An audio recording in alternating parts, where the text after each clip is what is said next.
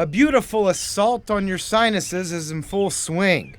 Pollen season is always terrible in the Richmond region, so bad in fact you can see it caking on sidewalks. Vehicles have that special yellow hue, and those who have allergies suffer so much many might wish demise upon their attackers. Our clinics are usually full around this season. Dr. Santhosh Kumar works with allergy patients at the Children's Hospital of Richmond at VCU. So allergy and immunology is fascinating for me because of how your immune system responds to these apparently benign things. They're not supposed to be doing anything to your body, but your body overreacts to these allergies. Dr. Kumar says, unlike many major cities, Richmond gets hit hard with tree, grass, and weed pollens, earning its place as a pollen hot zone that's coming earlier by the year.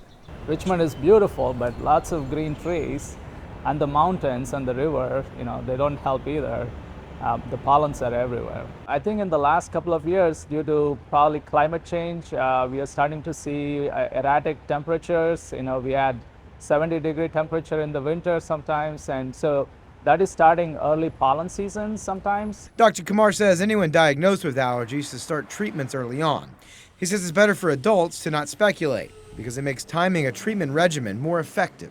The symptoms could mimic a lot of other conditions, so it's always important to get yourself tested at least once. So you can kind of plan out your entire year. Let's say you're allergic to weed pollens, so you might expect some symptoms around fall season. For the youngest Richmonders, Dr. Kumar says seasonal allergy symptoms can start around age 2. It's not a one episode of sneezing or runny nose. If a child keeps having runny noses and coughing or sneezing, itchy, watery eyes, and it's more consistent throughout the season, it's time to think of allergies. Jake Burns, CBS 6 News.